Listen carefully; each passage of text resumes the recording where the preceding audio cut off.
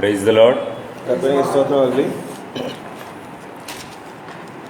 Warm greetings in the precious name of our Lord and Savior Jesus Christ. ಕರ್ತನಾದ ಯೇಸು ಕ್ರಿಸ್ತನ ಹೆಸರಿನಲ್ಲಿ ನಿಮ್ಮೆಲ್ಲರಿಗೂ ಸಹ ವಂದನೆಗಳು. I am very happy to have the good fellowship among the assembly here. ಇಲ್ಲಿರುವಂತಹ ಸಭೆಯೊಟ್ಟಿಗೆ ಆ ಒಂದು ಅನ್ಯೋನ್ಯತೆಯನ್ನು ಹೊಂದುವುದಕ್ಕೆ ನನಗೆ ಬಹಳ ಸಂತೋಷವಾಗ್ತದೆ. I am very happy today to share the word of God among the believers here in the assembly. ಈ ಸಭೆಯಲ್ಲಿರುವಂತಹ ವಿಶ್ವಾಸಿಗಳ ಮಧ್ಯದಲ್ಲಿ ದೇವರ ವಾಕ್ಯವನ್ನು ಹಂಚುವುದಕ್ಕೆ ನನಗೆ ಬಹಳ ಸಂತೋಷ. For our short meditation, we look at the portion from the Bible. ನಮ್ಮ ಸ್ವಲ್ಪ ಹೊತ್ತಿನ ಧ್ಯಾನಕ್ಕೋಸ್ಕರವಾಗಿ ನಾವು ಸತ್ಯವೇದದಿಂದ ಒಂದು ಭಾಗವನ್ನು ನೋಡಿಕೊಳ್ಳೋಣ. Book of Hebrews chapter 12 verses 1, 2, 3. ಇಬ್ರಿಯರಿಗೆ ಬರೆದ ಪತ್ರಿಕೆ 12ನೇ ಅಧ್ಯಾಯ 1ರಿಂದ 3ನೇ ವಚನ. ಇಬ್ರಿಯರಿಗೆ ಬರೆದ ಪತ್ರಿಕೆ 12 1ರಿಂದ 3. ಓದಿ ಯಾರು ಸಿಕ್ಕಿದವರು. Please read those ಓದಿ verses in Kannada. ಓದಿ.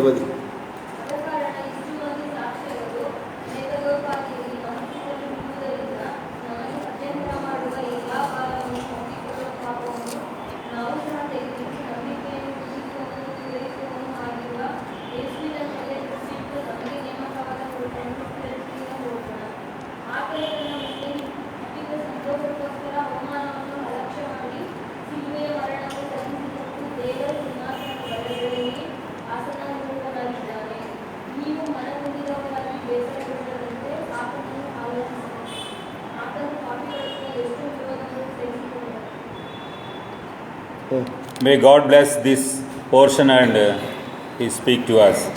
ಕರ್ತನು ತಾನೇ ಈ ಒಂದು ವಾಕ್ಯ ಭಾಗವನ್ನು ಆಶೀರ್ವದಿಸಿ ನಮ್ಮೊಟ್ಟಿಗೆ ಮಾತನಾಡಲಿ. In these 3 verses which we have read, ನಾವು ಓದಿದಂತಹ ಈ 3 ವಚನಗಳಲ್ಲಿ we can see the title, Looking unto God. ನಾವಿಲ್ಲಿ ನೋಡ್ತೇವೆ, ಅದಕ್ಕಿರುವಂತಹ ಒಂದು ಶಿರೋನಾಮೆ ದೇವರನ್ನು ನೋಡುತ್ತಾ. With this title, few things I want to share among you. ಈ ಒಂದು ಶಿರೋನಾಮೆಯ ಅಡಿಯಲ್ಲಿ ಕೆಲವು ವಿಷಯಗಳನ್ನ ನಾನು ನಿಮ್ಮೊಟ್ಟಿಗೆ ಹಂಚಲಿಕ್ಕೆ ಇಷ್ಟಪಡ್ತೇನೆ. Looking unto God. ದೇವರನ್ನು ನೋಡುತ್ತಾ. Chapter 12 is the continuation of chapter 11 of Hebrews. 12ನೇ ಅಧ್ಯಾಯ ಇಬ್ರಿಯರಿಗೆ ಬರೆದ ಪತ್ರಿಕೆ 11ನೇ ಅಧ್ಯಾಯದ ಒಂದು ಮುಂದುವರಿದ ಒಂದು ಭಾಗ. Which shows the warriors of faith. ಇಲ್ಲಿ ನಾವು ನೋಡ್ತೇವೆ ಪ್ರಾರ್ಥನಾ ವೀರರನ್ನ ಅದು ನಮಗೆ ತೋರಿಸುತ್ತದೆ. We are compassed about with so great cloud of witnesses. ನಮಗೆ ಒಂದು ಮೇಘದೋಪಾದಿಯಲ್ಲಿರುವಂತಹ ಅನೇಕ ಮಂದಿ ಸಾಕ್ಷಿಯವರನ್ನು ಒಟ್ಟಿಗಿದ್ದಾರೆ. They have wonderful experience in their life. ಅವರ ಜೀವಿತದಲ್ಲಿ ಅವರಿಗೆ ಒಂದು ಅದ್ಭುತವಾದಂತಹ ಒಂದು ಅನುಭವ ಇದೆ. They have exercised good faith. ಅವರು ತಮ್ಮ ಜೀವಿತದಲ್ಲಿ ಒಂದು ಒಳ್ಳೆಯ ನಂಬಿಕೆಯನ್ನ ಅವರು ಹೊಂದಿದ್ದರು. God made possible which is impossible things in their lives. ಅವರ ಜೀವಿತದಲ್ಲಿ ಅಸಾಧ್ಯವಾಗಿರುವಂತಹ ವಿಷಯಗಳನ್ನ ದೇವರು ಸಾಧ್ಯವಾಗುವಂತೆ ಮಾಡಿದ್ದಾನೆ. The Holy Spirit is showing their testimony because we too have to put good faith in our spiritual life. ಪರಿಶುದ್ಧಾತ್ಮನು ಅವರ ಒಂದು ಸಾಕ್ಷಿಯನ್ನ ನಮ್ಮ ಜೀವಿತದಲ್ಲಿ ತೋರಿಸುವಂತ ಯಾತಕ್ಕೆಂದ್ರೆ ನಮ್ಮ ಜೀವಿತದಲ್ಲಿಯೂ ಸಹ ನಾವು ಆ ರೀತಿಯಾದಂಥ ಒಂದು ಒಳ್ಳೆಯ ಸಾಕ್ಷಿಯನ್ನ ಹೊಂದಿಕೊಳ್ಳಬೇಕೆಂಬುದಾಗಿ. We must be encouraged by their testimonies. ಅವರ ಒಂದು ಸಾಕ್ಷಿಗಳಿಂದ ನಾವು ಉತ್ತೇಜಿಸಲ್ಪಡಬೇಕು. We too must remember them in our day-to-day life in order to continue our faith in the Lord. ನಾವು ಕರ್ತನಾದ ಯೇಸು ಕ್ರಿಸ್ತನಲ್ಲಿ ನಮ್ಮ ನಂಬಿಕೆಯನ್ನು ಮುಂದುವರಿಸುವುದರಲ್ಲಿ ನಾವು ಸಹ ನಮ್ಮ ದಿನನಿತ್ಯ ಜೀವಿತದಲ್ಲಿ ಅವರ ಒಂದು ಅನುಭವವನ್ನು ನಮ್ಮ ಜೀವಿತದಲ್ಲಿ ನಾವು ನೆನಪಿಗೆ ತಂದುಕೊಳ್ಳಬೇಕು. We are in the spiritual journey. ನಾವು ಆತ್ಮೀಕವಾದಂತಹ ಪ್ರಯಾಣದಲ್ಲಿದ್ದೇವೆ. According to those verses which we have read, ನಾವು ಈಗ ಓದಿದಂತಹ ಆ ವಚನಗಳಿಗೆ ಅನುಗುಣವಾಗಿ we have to lay aside all our weight or burden which is a hindrance to grow in our spiritual life. ನಮ್ಮ ಆತ್ಮೀಕ ಜೀವಿತದಲ್ಲಿ ಬೆಳೆಯುವುದಕ್ಕೆ ಆ ಒಂದು ಭಾರವಾಗಿರುವಂತಹ ಅಡ್ಡಿಯಾಗಿರುವಂತಹ ಎಲ್ಲಾ ಭಾರವನ್ನ ನಾವು ನಮ್ಮ ಜೀವಿತದಲ್ಲಿ ನಾವು ಬದಿಗಿಡಬೇಕು, ತೆಗೆದಿಡಬೇಕು. We have to lay aside sin which doeth so easily beset us. ನಮ್ಮನ್ನ ಹತ್ತಿಕೊಳ್ಳುವಂತಹ, ಬಹಳ ಸಾಧಾರಣವಾಗಿ ಸುಲಭವಾಗಿ ನಮ್ಮ ಮೇಲೆ ಆಕ್ರಮಣ ಮಾಡುವಂತಹ ಪಾಪವನ್ನ ನಾವು ತೆಗೆದಿಡಬೇಕು. Sin is a hindrance to our spiritual life. ನಮ್ಮ ಆತ್ಮಿಕ ಜೀವಿತದ ಬೆಳವಣಿಗೆಗೆ ಪಾಪ ಎನ್ನುವಂಥದ್ದು ಒಂದು ಅಡ್ಡಿಯಾಗಿದೆ. Things of this world is a hindrance to our spiritual life. ನಮ್ಮ ಆತ್ಮಿಕ ಜೀವಿತಕ್ಕೆ ಈ ಲೋಕದಲ್ಲಿರುವಂತಹ ವಿಷಯಗಳು ಅದು ಅಡ್ಡಿಯಾಗಿವೆ. We have, if so, we entangle these things, we must decrease our faith in the Lord. ನಾವು ಈ ರೀತಿಯಾಗಿರುವಂತಹ ವಿಷಯಗಳಿಂದ ನಾವು ಹಿಡಿಯಲ್ಪಟ್ರೆ ಕರ್ತನಲ್ಲಿರುವಂತಹ ನಮ್ಮ ನಂಬಿಕೆಯು ಅದು ಕಡಿಮೆಯಾಗುತ್ತಾ ಬರುತ್ತದೆ. Because of that, we have to lay aside all the burden and sin in our life. ಆದ್ದರಿಂದ ನಮ್ಮ ಜೀವಿತದಲ್ಲಿ ನಾವು ಎಲ್ಲಾ ಭಾರವನ್ನು ಮತ್ತು ಹತ್ತಿಕೊಳ್ಳುವಂತಹ ಪಾಪವನ್ನ ನಾವು ತೆಗೆದಿಡುವಂತವರಾಗಿರಬೇಕು. God has put the race before us. ದೇವರು ನಮ್ಮ ಮುಂದೆ ಒಂದು ಓಟವನ್ನು ಇಟ್ಟಿದ್ದಾನೆ. We have to finish that race. ಆ ಒಂದು ಓಟವನ್ನ ನಾವು ಪೂರೈಸಬೇಕು. Jesus Christ is our example. ಕರ್ತನಾದಂತ ಯೇಸು ಕ್ರಿಸ್ತನೇ ನಮ್ಮ ಒಂದು ಮಾದರಿಯಾಗಿದ್ದಾನೆ. He completed the work which was given by his father. ಆತನು ತನ್ನ ತಂದೆಯಿಂದ ಕೊಡಲ್ಪಟ್ಟಂತಹ ಆ ಒಂದು ಕಾರ್ಯವನ್ನ ನೆರವೇರಿಸಿದ್ದಾನೆ ಅಥವಾ ಪೂರ್ಣಗೊಳಿಸಿದ್ದಾನೆ. He came from heaven to earth ಆತನು ಪರಲೋಕದಿಂದ ಈ ಲೋಕಕ್ಕೆ ಬಂದನು to accomplish the work of his father. ಆತನು ತನ್ನ ತಂದೆಯ ಚಿತ್ತವನ್ನ ಕಾರ್ಯವನ್ನ ನೆರವೇರಿಸುವುದಕ್ಕೋಸ್ಕರವಾಗಿ ಆತನು ಬಂದನು. The work is to complete the salvation for the people on the cross of Calvary. ಕಲ್ವಾರ ಶಿಲುಬೆಯಲ್ಲಿ ಪಾಪಿಗಳಿಗೋಸ್ಕರವಾಗಿ ಅಥವಾ ಜನರಿಗೋಸ್ಕರವಾಗಿ ಮಾಡಬೇಕಾದಂತಹ ರಕ್ಷಣಾ ಕಾರ್ಯವನ್ನ ಆತನು ಪೂರೈಸುವಂತದ್ದೇ ಆಗಿತ್ತು. He faced many problems and struggles in his life to complete the race.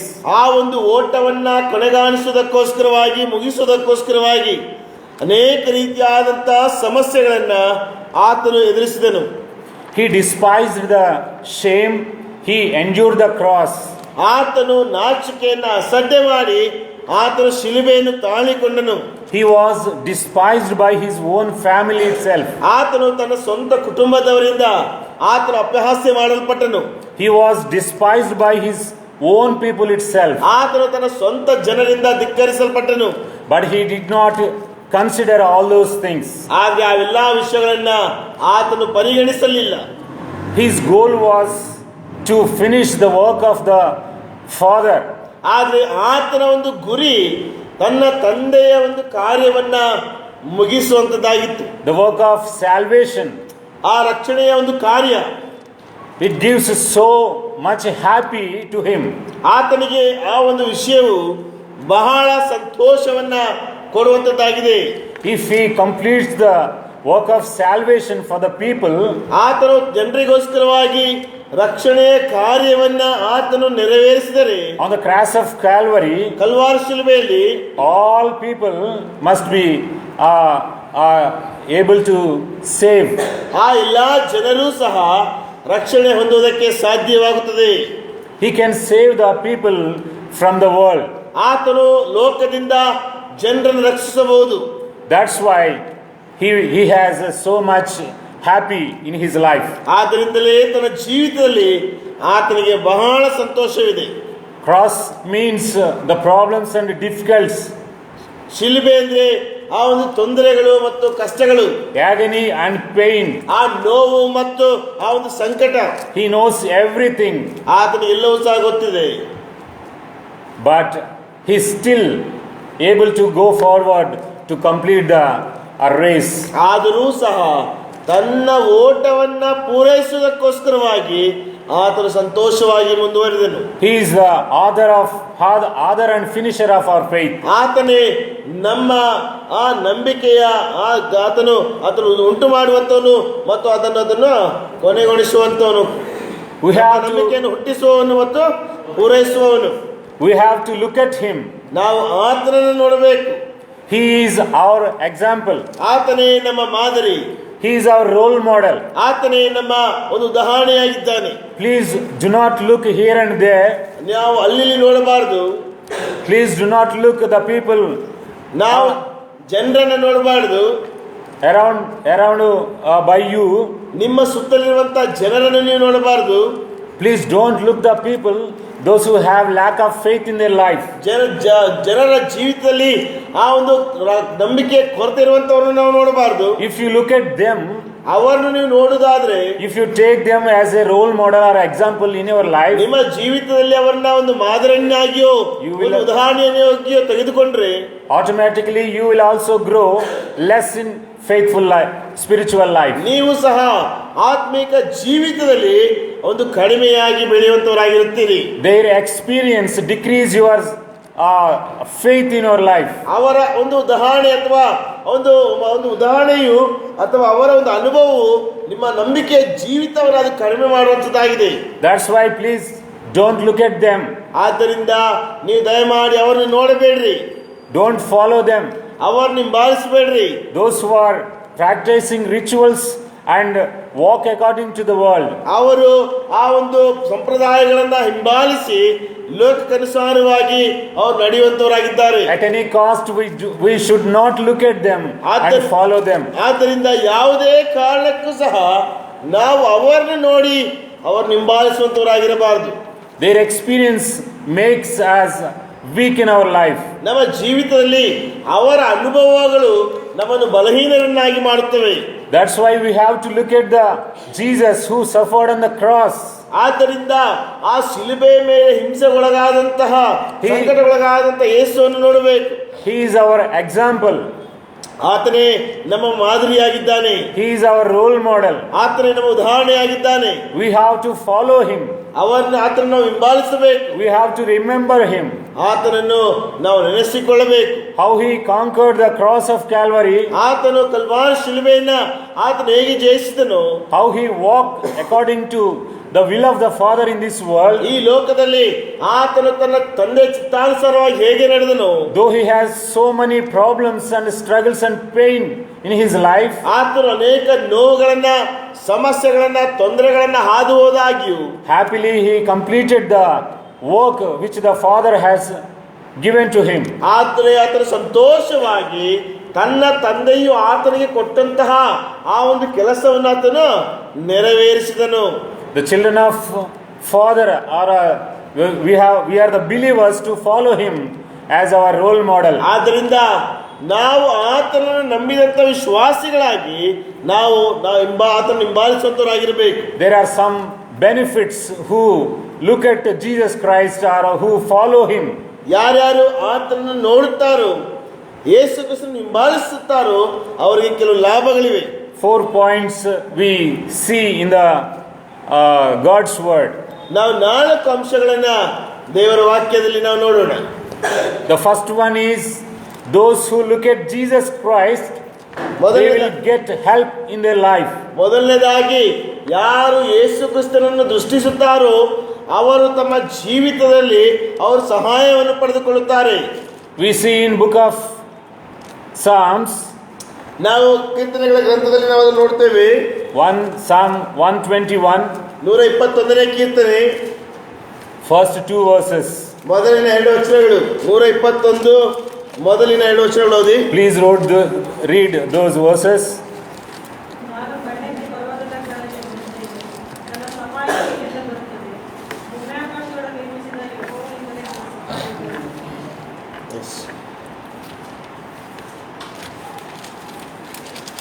We have to look at our Lord Jesus Christ.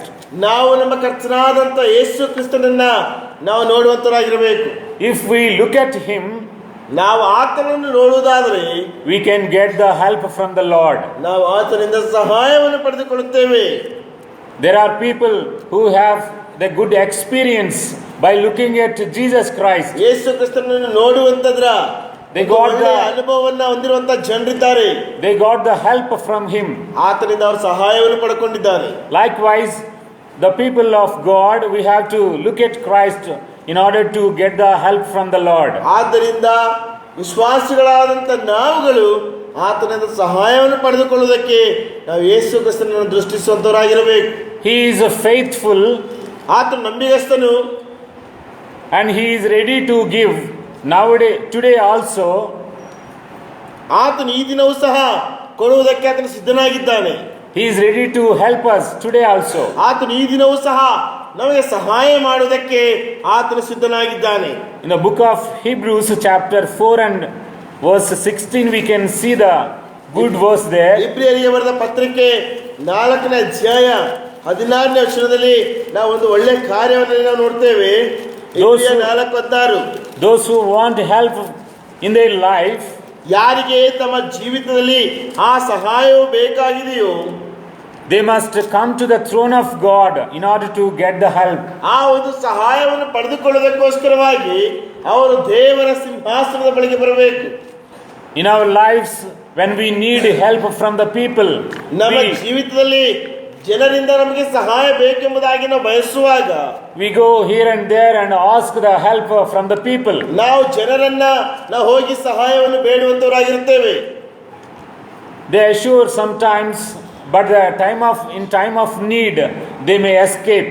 ಒಂದು ವೇಳೆ ಅವರು ನಮಗೆ ಆ ಒಂದು ಖಾತ್ರಿಯನ್ನು ನೀಡಿ ನಮ್ಮ ಜೀವಿತದಲ್ಲಿ ಅವಶ್ಯಕತೆ ಬಂದಾಗ, ಅಗತ್ಯ ಬಂದಾಗ ಅವರು ಅದನ್ನು ತಪ್ಪಿಸಿಕೊಳ್ಳಬಹುದು. But our Lord is faithful to help us. ಆದರೆ ನಮ್ಮ ಕರ್ತನು ನಮಗೆ ಸಹಾಯ ಮಾಡುವುದರಲ್ಲಿ ನಂಬಿಗಸ್ತನಾಗಿದ್ದಾನೆ.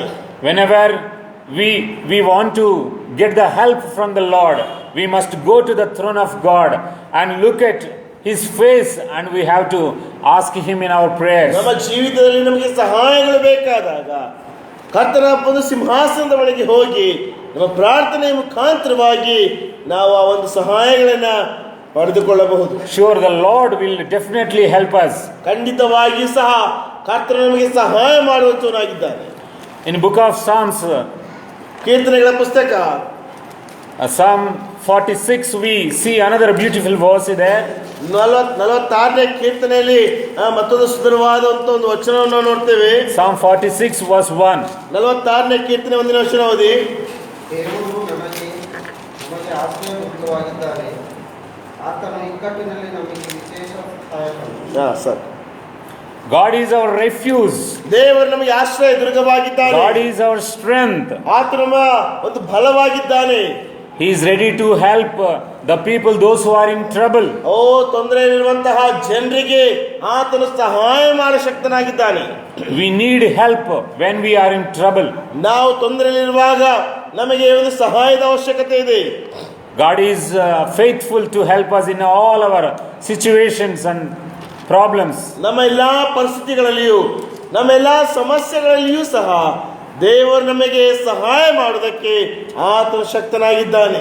Whenever we are in troubles and tears, we must remember our Lord, and we have to look at Him, and we have to go at His feet and seek the help from the Lord. ನಾವು ಸಮಸ್ಯೆಯಲ್ಲಿ ಕಣ್ಣೀರಿನಲ್ಲಿರುವಾಗ ನಾವು ಆತನ ಬಳಿಗೆ ಬಂದು ಆತನ ಪಾದಗಳನ್ನು ಹುಡುಕುತ್ತಾ ಆತನ ಒಂದು ಸಹಾಯವನ್ನ ಯಾಚಿಸುವಂತವರಾಗಿರಬೇಕು. We can see another two beautiful verses in the Bible itself. ನಾವು ದೇವರ ವಾಕ್ಯದಲ್ಲಿ ಇನ್ನೆರಡು ಸುಂದರವಾದಂತ ವಚನಗಳನ್ನು ನಾವು ನೋಡ್ತೇವೆ. Those verses are very, very important in our Bible. ನಮ್ಮ ಒಂದು ಸತ್ಯವೇದದಲ್ಲಿ ಅದು ಬಹಳ ಪ್ರಾಮುಖ್ಯವಾದಂತಹ ವಚನಗಳಾಗಿವೆ. Those verses are in the middle of the Bible. ಆ ವಚನಗಳು ಸತ್ಯವೇದದ ಒಂದು ಮಧ್ಯಭಾಗದಲ್ಲಿದೆ.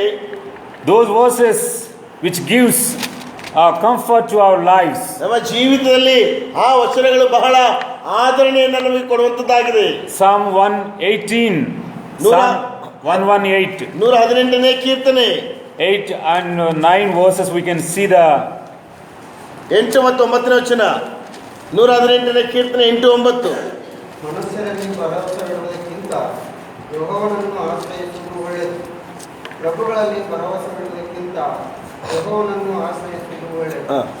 Don't put the trust in the people or the kings. ನೀವು ಅರಸರಲ್ಲಿ ಆಶ್ರಯವಿಡಬೇಡ್ರಿ, ಮತ್ತು ಜನರಲ್ಲಿ ನೀವು ಆಶ್ರಯವನ್ನಿಡಬೇಡ್ರಿ. We have to trust the Lord in every situation. ನಮ್ಮ ಜೀವಿತದ ಪ್ರತಿಯೊಂದು ಪರಿಸ್ಥಿತಿಯಲ್ಲಿಯೂ ಸಹ ನಾವು ಕರ್ತನನ್ನ ನಾವು ಆಶ್ರಯಿಸುವಂತವರಾಗಿರಬೇಕು. We have to put our confidence in our Lord itself. ನಾವು ನಮ್ಮ ಕರ್ತನಾದಂತ ಯೇಸು ಕ್ರಿಸ್ತನಲ್ಲಿಯೇ ನಮ್ಮ ಭರವಸೆಯನ್ನಿಡಬೇಕು. He is faithful to help us in every situation. ಆತನು ನಮ್ಮ ಪ್ರತಿಯೊಂದು ಪರಿಸ್ಥಿತಿಗಳಲ್ಲಿಯೂ ಸಹ ಸಹಾಯ ಮಾಡುವುದಕ್ಕೆ ಆತನು ನಂಬಿಗಸ್ತನಾಗಿದ್ದಾನೆ.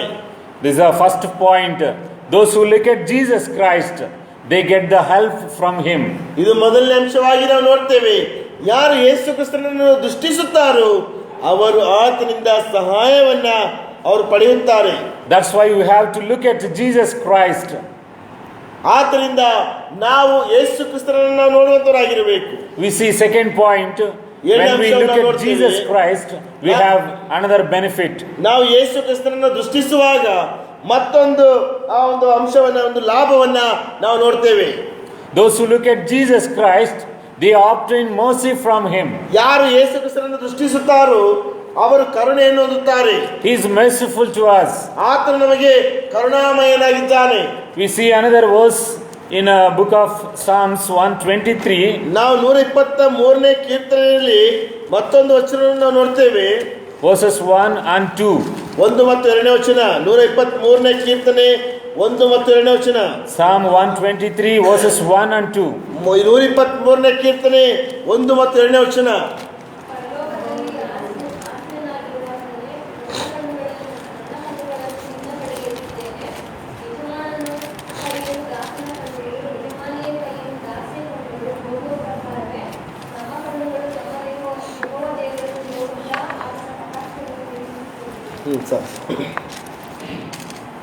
The eyes of the servant,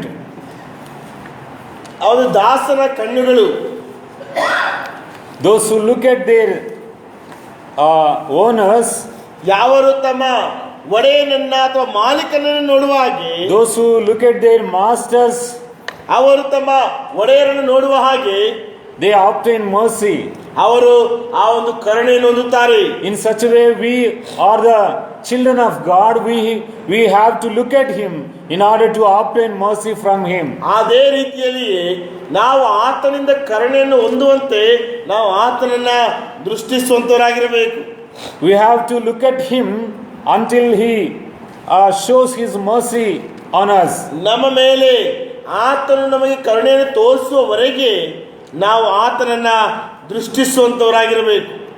We should not regret in some many times. ನಾವು ಅನೇಕ ಸಾರಿ ಅದಕ್ಕೋಸ್ಕರವಾಗಿ ನಾವು ಗುಣಗುಟ್ಟಬಾರದು. We seek help and obtain mercy from Lord in our prayers. ನಮ್ಮ ಪ್ರಾರ್ಥನೆಯಲ್ಲಿ ನಾವು ಕರ್ತನಿಂದ ಕರುಣೆಯನ್ನ ಮತ್ತು ಸಹಾಯವನ್ನ ನಾವು ಪಡೆದುಕೊಳ್ಳುವಂತವರಾಗಿರಬೇಕು. In our prayers continuously we have to look at him. ನಮ್ಮ ಪ್ರಾರ್ಥನೆಯಲ್ಲಿ ನಾವು ನಿರಂತರವಾಗಿ ನಾವು ಆತನನ್ನು ನೋಡಬೇಕು. We have to pray to him ನಾವು ಆತನನ್ನು ಪ್ರಾರ್ಥಿಸಬೇಕು until we obtain mercy. ನಾವು ಕರುಣೆಯನ್ನ ಹೊಂದುವವರೆಗೆ. We see two examples in the Bible.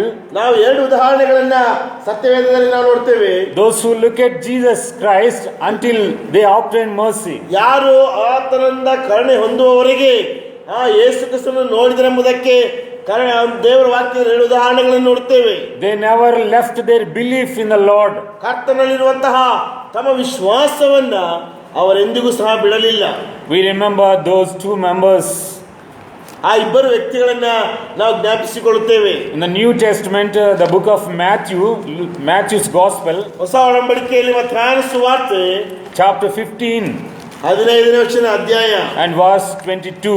22ನೇ ವಚನ 15-22 ಮತ್ತಾಯನ ಸುವಾರ್ತೆ 15ನೇ ಅಧ್ಯಾಯ 22ನೇ ವಚನ. Chapter 15 and verse 22. ಓದಿ.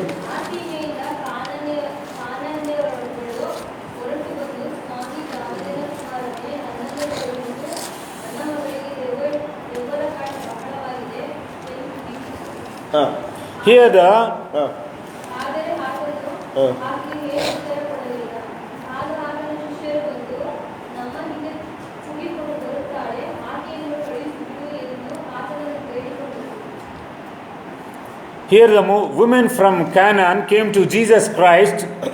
ಇಲ್ಲಿ ಕಾನಾನ್ಯಳಾದಂತಹ ಒಬ್ಬ ಸ್ತ್ರೀ ಯೇಸುವಿನ ಹಿಂದೆ ಬಂದಳು and cried unto him.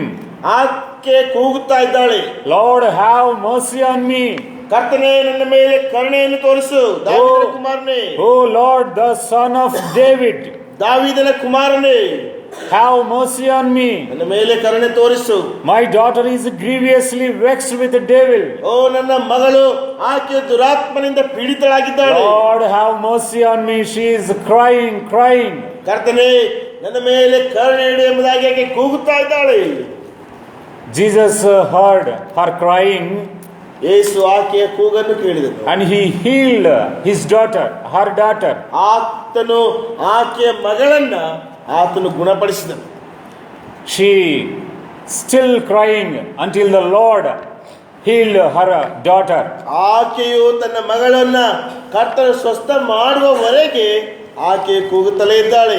Likewise in our lives we have to seek the help from the Lord and have mercy from the Lord. ಹಾಗೆಯೇ ನಮ್ಮ ಜೀವಿತದಲ್ಲಿಯೂ ಸಹ ಕರ್ತನು ನಮ್ಮ ಮೇಲೆ ಕರುಣೆಯನ್ನು ತೋರಿಸಿ ಅದನ್ನು ಹೊಂದುವವರೆಗೆ ನಾವು ಆತನನ್ನ ಕೂಗಿಕೊಳ್ಳುತ್ತಾ ಇರಬೇಕು. We have to cry unto Lord until he obtain mercy. ಆತನು ನಮ್ಮ ಮೇಲೆ ಕರುಣೆಯನ್ನು ತೋರಿಸುವವರೆಗೆ ನಾವು ಆತನನ್ನ ಕರೆಯುವಂತವರಾಗಿರಬೇಕು. We see in another example. ಮತ್ತೊಂದು ಉದಾಹರಣೆ ನಾವು ನೋಡ್ತೇವೆ. Mark's Gospel chapter 10 and verse 47. ಮಾರ್ಕನ ಸುವಾರ್ತೆ 10ನೇ ಅಧ್ಯಾಯ 47ನೇ ವಚನ. ಮಾರ್ಕ 10:47.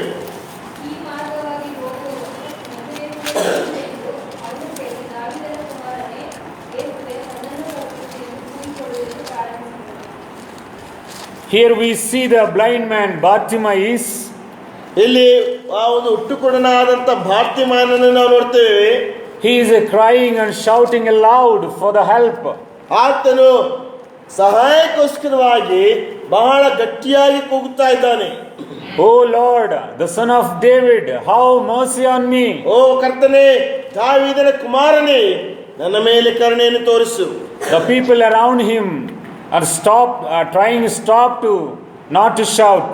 ಆತನ ಸುತ್ತಲಿದ್ದಂತಹ ಜನರು ಆ ರೀತಿಯಾಗಿ ಕೂಗದಂತೆ ಆತನನ್ನು ನಿಲ್ಲಿಸೆಂಬುದಾಗಿ ಅವರು ಪ್ರಯತ್ನಿಸ್ತಾ ಇದ್ದಾರೆ. But he did not stop to shout. ಆದರೆ ಆತನು ಕೂಗುವಂತದನ್ನ ನಿಲ್ಲಿಸಲಿಲ್ಲ. He is crying aloud until the Lord hears him. ಆತನನ್ನ ಕರ್ತನು ಕೇಳುವವರೆಗೆ ಆತನು ಕೂಗುತ್ತಲೇ ಇದ್ದಾನೆ ಗಟ್ಟಿಯಾಗಿ. At the last, the Lord Jesus Christ told him to come to him. ಕೊನೆಯದಾಗಿ ಕರ್ತನಾದ ಯೇಸು ಕ್ರಿಸ್ತನು ಆತನ ಬಳಿಗೆ ಬರಬೇಕೆಂಬುದಾಗಿ ಆತನು ಹೇಳ್ತಾನೆ. Jesus healed him. ಯೇಸು ಆತನನ್ನು ಸ್ವಸ್ಥಪಡಿಸಿದನು. See a blind man Bartimaeus, his faith and looking at Jesus and shouting at him. ನೋಡ್ರಿ, ಬಾರ್ತಿಮಾಯನ ಒಂದು ನಂಬಿಕೆಯನ್ನ ಆತನ ಯೇಸುವನ್ನ ನೋಡಿ ಆತನು ಕೂಗಿಕೊಳ್ಳುತ್ತಾ ಇದ್ದಾನೆ. Like Bartimaeus, we have to cry unto Jesus Christ and until we get the help from the Lord. ನಾವು ಸಹ ಬಾರ್ತಿಮಾಯನ ಹಾಗೆ ಕರ್ತನಿಂದ ಸಹಾಯ ಬರುವವರೆಗೆ ಆತನನ್ನ ಕೂಗುತ್ತಾ ಇರಬೇಕು. See the benefits. Those who look at Jesus Christ, they will get help from him. ಯಾರು ಯೇಸುವನ್ನು ನೋಡುತ್ತಾರೋ ಅವರು ಆತನಿಂದ ಸಹಾಯವನ್ನು ಪಡೆದುಕೊಂಡರು. Likewise, those who look at Jesus Christ, they obtain mercy from him. ಅದೇ ರೀತಿಯಾಗಿ ಯಾರು ಯೇಸು ಕ್ರಿಸ್ತನನ್ನ ಕೂಗಿಕೊಳ್ಳುತ್ತಾರೋ ಅವರು ಆತನಿಂದ ಕರುಣೆಯನ್ನು ಹೊಂದುವವರಾಗಿದ್ದಾರೆ. And we see the third point, those who look at Jesus Christ, the benefit. ಮೂರನೇದಾಗಿ ನಾವು ನೋಡ್ತೇವೆ, ಮೂರನೇ ಒಂದು ಲಾಭ, ಯಾರು ಯೇಸು ಕ್ರಿಸ್ತನನ್ನು ನೋಡುತ್ತಾರೋ. In Luke's Gospel chapter 23, ಲೂಕನ ಸುವಾರ್ತೆ 23ನೇ ಅಧ್ಯಾಯ, we know that situation very well. ಆ ಒಂದು ಪರಿಸ್ಥಿತಿ ನಮಗೆ ಚೆನ್ನಾಗಿ ಗೊತ್ತಿದೆ. Luke's Gospel chapter 23 verse 42. ಲೂಕನ ಸುವಾರ್ತೆ 23ನೇ ಅಧ್ಯಾಯ 42ನೇ ವಚನ. ಲೂಕ 23:42.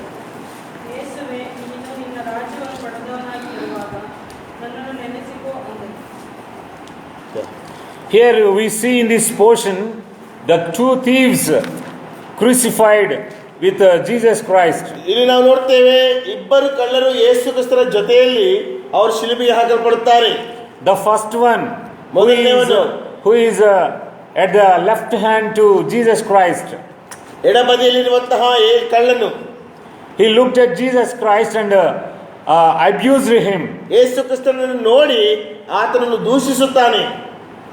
If you are the Savior, you save yourself and save us also. ನೀನು ನಿಜವಾಗಿಯೂ ರಕ್ಷಕನೇ ಆಗಿದ್ರೆ ನಿನ್ನನ್ನು ರಕ್ಷಿಸಿಕೋ, ನಮ್ಮನ್ನು ರಕ್ಷಿಸು ಎಂಬುದಾಗಿ ಅಂತ ಹೇಳ್ತಾನೆ. He abused Jesus Christ. ಆತನು ಯೇಸು ಕ್ರಿಸ್ತನನ್ನ ದೂಷಣೆ ಮಾಡ್ತಾನೆ. But another thief who is at the right hand to Jesus Christ, ಇನ್ನೊಬ್ಬ ಕಳ್ಳನು ಬಲಗಡೆಯಲ್ಲಿ, ಯೇಸು ಕ್ರಿಸ್ತನ ಬಲಗಡೆಯಲ್ಲಿದ್ದಂತ ಕಳ್ಳನು, he looked at Jesus Christ ಆತನು ಯೇಸು ಕ್ರಿಸ್ತನನ್ನು ನೋಡ್ತಾನೆ and recognized him as a sinner ಆತನು ತನ್ನನ್ನು ತಾನು ಪಾಪಿ ಎಂಬುದಾಗಿ ಗುರುತಿಸಿಕೊಂಡು and told to another one, his companion, ಆತನು ತನ್ನ ಸಂಗಡಿಗನಿಗೆ ಆತನು ಈ ರೀತಿ ಹೇಳ್ತಾನೆ, we are thieves. ನಾವು ಕಳ್ಳರು. This situation is suitable to our according to our sins. ಈ ಒಂದು ಪರಿಸ್ಥಿತಿಯು, ಈ ಒಂದು ಶಿಕ್ಷೆಯು ನಮ್ಮ ಪಾಪಕ್ಕನುಗುಣವಾಗಿ ಅದು ಸರಿಯಾದಂತದ್ದಾಗಿದೆ. But look at Jesus Christ. ಅದು ಯೇಸು ಕ್ರಿಸ್ತನನ್ನ ನೋಡ್ರಿ, He is sinless. ಆತನು ಪಾಪರಹಿತನು. He hanged on the cross. ಆತನು ಶಿಲುಬೆ ಮೇಲೆ ತೂಗು ಹಾಕಲ್ಪಟ್ಟಿದ್ದಾನೆ. He did no sin. ಆತನು ಪಾಪ ಜ್ಞಾನವಿಲ್ಲದವನು.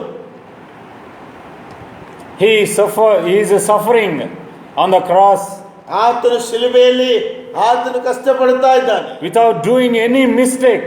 ಆತನು ಯಾವ ತಪ್ಪನ್ನು ಮಾಡದೆ. And the thief recognized himself as a sinner ಪಾಪಿಯಾಗಿ ಆ ಕಳ್ಳನು ತನ್ನನ್ನು ತಾನು ಗುರುತಿಸಿಕೊಂಡನು and looked at Jesus Christ, ಆತನು ಯೇಸುವನ್ನು ನೋಡಿದನು. and he told him, ಆತನು ಹೇಳ್ತಾನೆ, Lord, please forgive me. ಕರ್ತನೇ, ದಯಮಾಡಿ ನನ್ನನ್ನು ಕ್ಷಮಿಸು, I am a sinner. ನಾನೊಬ್ಬ ಪಾಪಿಯಾಗಿದ್ದೇನೆ, Please forgive my sins. ದಯಮಾಡಿ ನನ್ನ ಪಾಪವನ್ನು ಕ್ಷಮಿಸು, Remember me ನನ್ನನ್ನು ನೆನೆಸಿಕೋ, when you come in your kingdom. ನೀನು ನಿನ್ನ ರಾಜ್ಯವನ್ನು ಪಡೆದವನಾಗಿ ಬರುವಾಗ. Jesus said at the same time, ಅದೇ ಸಮಯದಲ್ಲಿ ಯೇಸು ಹೇಳ್ತಾನೆ, and he forgave his sins. ಆತನು ತನ್ನ ಪಾಪವನ್ನು ಕ್ಷಮಿಸಿ Jesus assured him to enter his kingdom.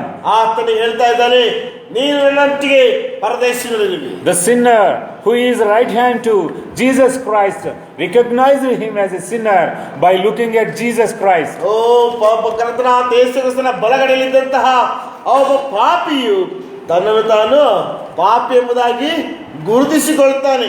See the benefit of the thief who looked at Jesus Christ. ಓ ಕರ್ತನಾದ ಯೇಸು ಕ್ರಿಸ್ತನನ್ನು ನೋಡಿದಂತಹ ಆ ಪಾಪಿಗೆ ಆಗುವಂತಹ ಒಂದು ಲಾಭವನ್ನು ನೋಡ್ರಿ. His sins are forgiven. ಆತನ ಪಾಪಗಳು ಕ್ಷಮಿಸಲ್ಪಟ್ಟಿವೆ.